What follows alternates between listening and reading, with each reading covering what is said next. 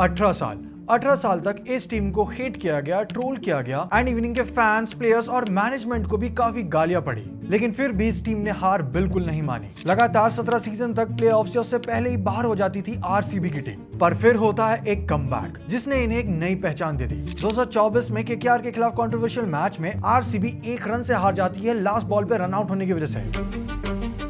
पर उसके बाद ये टीम पीक ऑस्ट्रेलिया जैसी हो गई थी और इसने हारना छोड़ दिया था। अब आप इसको ऑफिशियली बोले या unofficially, but RCB is eliminated from Tata IPL 2024। ये वर्ड्स थे कमेंटेटर आकाश चोपड़ा के उस मैच के बाद। लेकिन एक किंग ने बोला था, there is 1% chance and sometimes that chance is good enough. There is a 1% chance and sometimes that chance is good enough. और उसी के बाद आरसीबी ने अगले 6 के 6 मैचेस जीते, जिसमें शामिल था वो आइकॉनिक सीएसके वर्सेस आरसीबी का मैच, जिसमें आरसीबी ने सीएसके को 27 रन से हरा दिया था और क्वालिफायर्स में क्वालिफाई कर लिया था। हालांकि एलिमिनेटर में आरसीबी राजस्थान रॉयल्स से हार कर बाहर हो गई थी, पर फिर भी यहाँ से माइंडसेट क्लियर हो चुका था कि आरसीबी जीतना चाहती है और जीत के रहेगी। और फिर अगले साल 2025 में आता है मेगा ऑक्शन, और उस मेगा ऑक्शन से पहले आरसीबी की मैनेजमेंट को टफ डिसीजंस लेती है एंड वो अपने कैप्टन फाफ डु प्लेसी और लीड बॉलर सिराज को रिलीज कर देती है। और 2025 के सीजन में आरसीबी ने वो कर दिखाया जो कोई भी एक्सपेक्ट नहीं कर रहा था। Even the RCB fans were not sure about that. Group stage में आईपीएल को डोमिनेट करना, क्वालिफायर्स में 20 वाली परफॉर्मेंस देना और फिर आईपीएल फाइनल में जाके उस ट्रॉफी को जीत जाना। 18 साल के बाद ये मोमेंट आया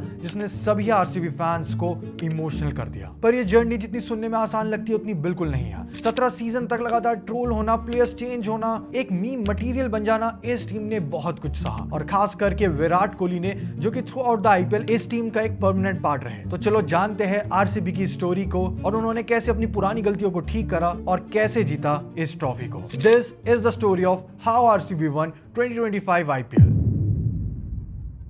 अब बात करते हैं आरसीबी के 2025 के आईपीएल के रिटेंशन की, जिसमें सबसे पहले नाम आता है विराट कोहली का, जिनको उन्होंने 21 करोड़ में रिटेन किया था। फिर उनके कैप्टन रजत पाटीदार, जिनको 11 करोड़ में, फिर यश दयाल 5 करोड़ में। और मेगा ऑक्शन में आरसीबी की टीम 83 करोड़ के पर्स के साथ जाती है। एंड उस मेगा ऑक्शन के बाद आरसीबी को इतना ज्यादा ट्रोल किया गया था, एज आरसीबी पहली बार big names like KL Rahul, Jos Buttler, Yuzi Chahal, Mitchell Starc और ईशान किशन जैसे प्लेयर्स के लिए बिड करने की जगह players like fill Salt and Josh Hazlewood के लिए बिड कर रही थी। बट इन रियलिटी आरसीबी के लिए प्लान मास्टर स्ट्रोक बन गया। आरसीबी ने इस ऑक्शन में Krunal Pandya, Bhuvneshwar Kumar, Josh Hazlewood, Jitesh Sharma, Phil Salt and Surya Sharma जैसे प्लेयर्स को अपनी टीम में लिया था। और साथ में एक प्लेयर की होम कमिंग भी हुई थी, जिन्होंने इन 5 सालों में बस आरसीबी के लिए ही रन बनाए थे, और वो थे देवदत्त पडिक्कल। एंड इन पे टोटल एक आरटीएम कार्ड भी था, और उस आरटीएम कार्ड से इन्होंने स्वप्निल सिंह को टीम में लिया था 50 लाख के प्राइस में। और इस ऑक्शन के बाद आरसीबी की टीम कुछ ऐसी लग रही थी। बैटिंग में Virat Kohli, Rajat Patidar, Devdutt Padikkal, Swastik Chikara and Tim David. फिर विकेट कीपिंग के लिए आरसीबी के प्लेयर्स थे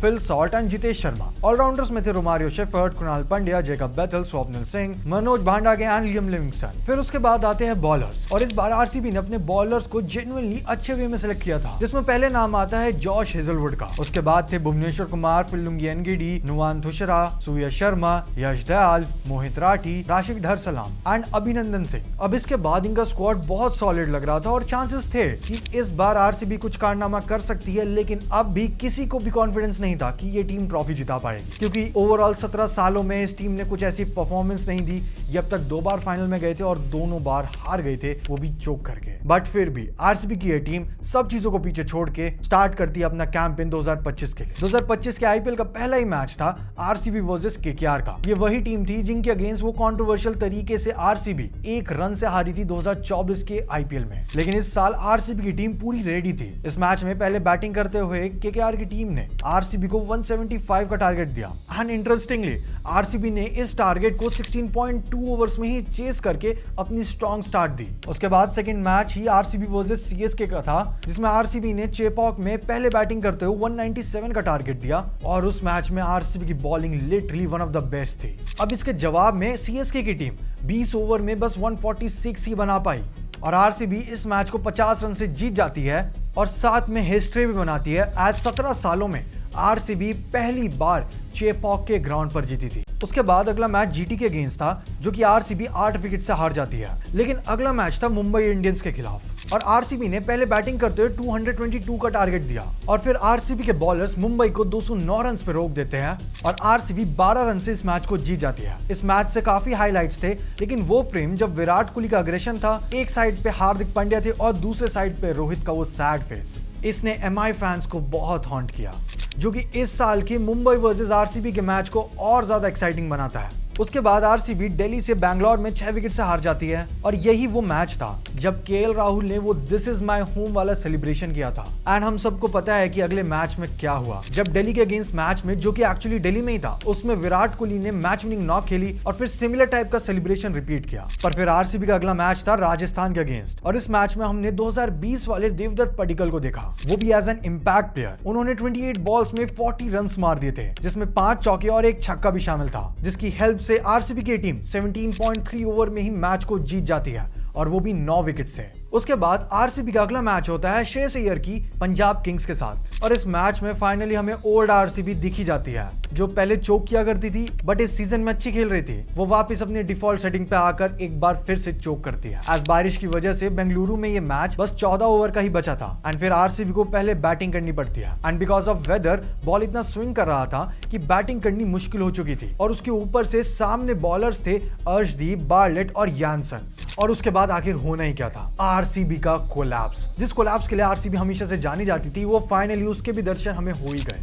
और आरसीबी की टीम 6.1 ओवर में 33 फॉर 5 पर आ चुकी थी और फिर 11.1 ओवर के एंड पर आरसीबी का स्कोर 63 फॉर 9 हो गया था एंड ऐसा लग रहा था कि आरसीबी ऑल आउट हो जाएगी, पर नहीं। फिर आई एक ABD type knock from Tim David as he came and cooked. Genuinely 3 लगातार सिक्सेस मारे उन्होंने और 26 बॉल्स में 5 चौके और 3 छक्के लगाकर 50 रन भी स्कोर कर दिए एंड आरसीबी के टोटल को 95 पर ले गए। हालांकि ये मैच आरसीबी हार गई थी, पर हेजलवुड और भुवी के डुओ ने इस मैच में तबाही मचा दी थी। हमने ऑलरेडी भुवी और हेजलवुड के डुओ के ऊपर एक डेडिकेटेड वीडियो बना रखा है, अगर आपको वीडियो देखना है चैनल पे जरूर चेकआउट करना। सो इस मैच में पंजाब के टोटल 5 विकेट गए थे और उन 5 में से भी 2 भुवी ने लिए थे और 3 हेजलवुड ने। फिर अगला मैच भी पंजाब और आरसीबी का था एंड इसमें आरसीबी ने 7 विकेट से पंजाब को हराया था और अपना रिवेंज भी पूरा कर लिया था। फिर अगला मैच जो कि राजस्थान के खिलाफ था, उसको भी आरसीबी 11 रन से जीत जाती है और फिर आता है वो मैच जिसका सब लोग वेट कर रहे थे, RCB versus Delhi, that too in Kohli's home ground. इस मैच में दिल्ली पहले बैटिंग करते हुए 162 फॉर 8 बनाती है और सेकंड इनिंग में आरसीबी को जीतने के लिए चाहिए थे 163, पर उस दिन जो दिखा वो कुछ अलग ही था। आरसीबी पहले 4 ओवर में 26 फॉर 3 पर हो जाती है, सॉल्ट 12 रन, पडिक्कल डक पर और कैप्टन पटीदार 6 रन पे आउट हो जाते हैं। ये तीनों ही प्लेयर्स अपने विकेट को काफी चीप वे में लूज कर देते हैं और आरसीबी कृणाल पंड्या को प्रमोट करती है एज उस टाइम लेफ्टी राइटी कॉम्बिनेशन की काफी नीड थी और उसके बाद हमें पंड्या ब्लड का क्लच परफॉर्मेंस दिखा। आज उन्होंने 47 बॉल्स में 73 रन स्कोर कर दिए, जिसमें 5 चौके और 4 छक्के शामिल थे and that too not out. जो क्लच उस टाइम पे कृणाल पंड्या ने खेला था, जेन्युइनली जितने लोग ने आरसीबी को ट्रोल किया था for buying Krunal Pandya, they all were just praising him, goated management and all to the reins. और साथ में इस मैच में टिम डेविड ने 3 चौके और 1 छक्का लगाकर आरसीबी को 6 विकेट से इस मैच को जितवाया था। इस पॉइंट तक आरसीबी ऑलरेडी उस पूरे आईपीएल सीजन में डोमिनेट कर रही थी और एक अलग पहचान बना चुकी थी। फिर नेक्स्ट मैच होता है चिन्नास्वामी में सीएसके के अगेंस्ट और आरसीबी पहले बैटिंग करते हुए 214 का टारगेट देती है एंड इस मैच में फिल सॉल्ट की जगह जेकब बेथल खेल रहे थे, जिन्होंने 33 बॉल्स में 55 रन स्कोर कर दिए थे। लेकिन we can't forget Romario Shepherd, जिन्होंने 14 बॉल में 50 बनाई थी। ये एक ऐसी हाईलाइट थी जिसको सोच के खलील अहमद एंड सभी सीएसके फैंस अब भी डर जाते हैं। और सीएसके जब बैटिंग करने आती है तो रशीद और करण तो 6 ओवर होने से पहले ही आउट हो जाते हैं और सेकंड डाउन पर प्रमोट किया जाता है जडेजा को एंड साथ में ओपन में थे आयुष मात्रे। ये दोनों ही प्लेयर्स काफी ब्रिलियंट वे में खेलते हैं और आरसीबी के अगेंस्ट 112 रन की एक मजेदार पार्टनरशिप बनाते हैं, वो भी सिर्फ 64 बॉल्स में, जहां आयुष मात्रे के 94 रन इन 48 बॉल्स एक प्रोमिनेंट स्कोर बना। हालांकि स्लोअर बाउंसर पे वो कैच आउट हो जाते हैं, लेकिन जब तक आयुष मात्रे और जडेजा क्रीज पर थे तब तक आरसीबी के लिए मैच जीतना मुश्किल लगने लग गया था। और उसके बाद एक और कंट्रोवर्सी हो जाती है जब लुंगी एनगीडी फुल टॉस डालते हैं, जिसको ब्रेविस मिस कर देते हैं एंड अंपायर उसको आउट दे देते हैं, पर ब्रेविस उस आउट को ना देखकर बस रन लेने लगते हैं एंड एज पर रूल्स आपको डिसीजन के बाद 15 सेकंड के अंदर रिव्यू लेना होता है, पर ब्रेविस ने रिव्यू लेने के लिए 22 सेकंड्स लगा दिए और उनको आउट डिक्लेयर किया जाता है। हालांकि वो नॉट आउट ही थे, बट उनके लेट रिव्यू लेने की वजह से सब बिगड़ गया और फिर 16.3 ओवर में जब सीएसके की टीम 172 फॉर 4 पर थी तब एंट्री होती है थाला की और फिर लास्ट ओवर में चाहिए थे सीएसके को 14 रन। पहली 2 बॉल्स पे सिंगल्स आते हैं और थर्ड बॉल पे थाला 6 मारने जाते हैं पर मिस कर देते हैं एंड उसके बाद लो फुल टॉस बॉल पे एलबीडब्ल्यू आउट भी हो जाते हैं and at the end of the inning CSK इस मैच को 2 रन से हार जाती है और फिर आरसीबी प्लेऑफ्स में अपनी एंट्री पक्की कर लेती है। उसके बाद के 2 मैचेस खैर उतने सही नहीं गए एज केकेआर वाले मैच में बारिश हो गई, फिर एसआरएच से वो 42 रन से हार गए, पर फिर आया एलएसजी वाला मैच जो कि उनकी लीग स्टेज का लास्ट मैच भी था। उस मैच में कैप्टन ऋषभ पंत ने सेंचुरी लगाई और 20 ओवर में एलएसजी की टीम ने आरसीबी को टारगेट दिया 227 का एंड आरसीबी अच्छी स्टार्ट तो लेती है पर 8 ओवर के बाद 90 फॉर 3 पर अटक जाती है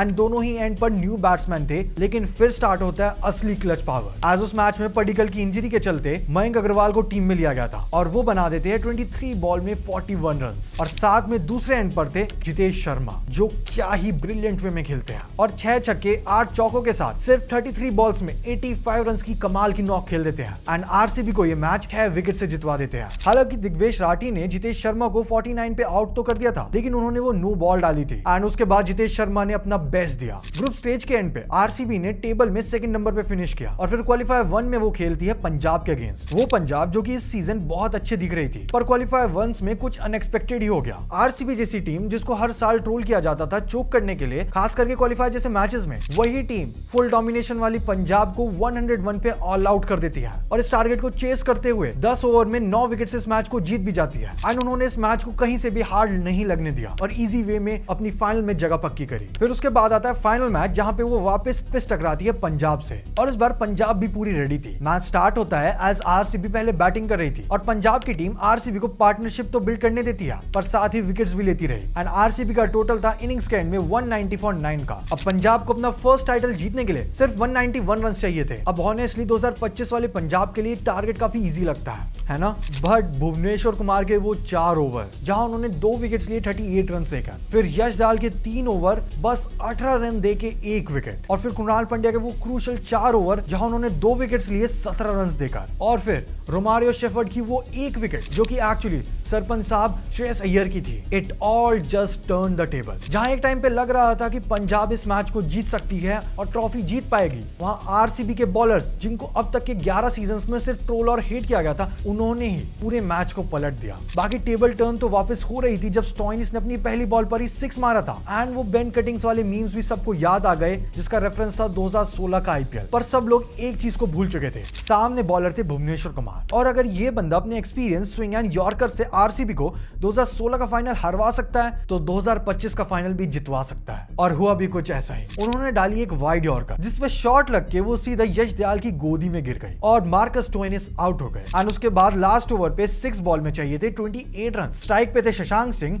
और बॉलिंग कर रहे थे जॉश हेजलवुड। पहली बॉल परफेक्ट यॉर्कर थी जो कि फील्डर के हाथ में गई और वो हो जाती है एक डॉट बॉल और अगली बॉल फुल टॉस थी पर वो मिस हो गई और इसी के साथ यहाँ पे बस हेजलवुड को लीगल डिलीवरीज डालनी बाकी थी एंड साथ में इसी सेम पॉइंट पर विराट कोहली जो कि ग्राउंड पे फील्डिंग कर रहे थे, उनकी आंखों में खुशी के आंसू दिखने लग गए एंड साथ में पूरा ग्राउंड चीयर अप होने लग गया था और इसी के साथ अब हेजलवुड को बस लीगल डिलीवरीज डालनी थी और वो डालते भी है। ऑल्दो शशांक सिंह शॉट्स मारते रहते हैं, 6 भी मारते हैं, but it was too late for him and इसी के साथ आरसीबी 2025 का आईपीएल जीत जाती है और पूरे स्टेडियम की नजर बस विराट कोहली पे थी जो कि अपने इमोशंस को हैंडल नहीं कर पाए और मैं बता नहीं सकता वो इमोशंस कैसे थे।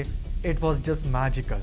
विराट कोहली भी ग्राउंड पर रो रहे थे, उस इमोशन को फील कर रहे थे एंड पूरी टीम आरसीबी की फाइनली प्राउड कर पा रही थी। 17 साल जहां इन्हें ट्रोल किया गया, हेट किया गया और एक मीम मटेरियल की तरह देखा गया, इन्होंने फाइनली वो सब को पीछे छोड़कर कैप्टन रजत पाटीदार के अंडर इस ट्रॉफी को जीता। एक टीम जिसको लोग पसंद नहीं करते थे, बस ट्रॉफी के नाम पे हेट देते थे, उसने आज सबका मुंह बंद कर दिया एंड 18 साल के बाद RCB did it. Virat Kohli did it for our king Kohli and पहली बार ऐसा था कि इनका कोई स्टार प्लेयर नहीं था बल्कि इनकी पूरी स्क्वाड ही स्टार थी और ये एक टीम वर्क के साथ अपनी ट्रॉफी को जीत जाते हैं and that's how RCB won their first IPL trophy. क्या आपके हिसाब से आरसीबी 2026 में ट्रॉफी जीत पाएगी? कमेंट करके जरूर बता देना। Well that's it for this video. अगर ये जानना है कि केकेआर ने 2024 के आईपीएल को कैसे जीता था तो यहाँ पर क्लिक करो। अगर ये जानना है कि चैंपियंस लीग T20 आखिर फेल क्यों हुई तो यहाँ पर क्लिक करो। Thanks for watching, see you in the next one.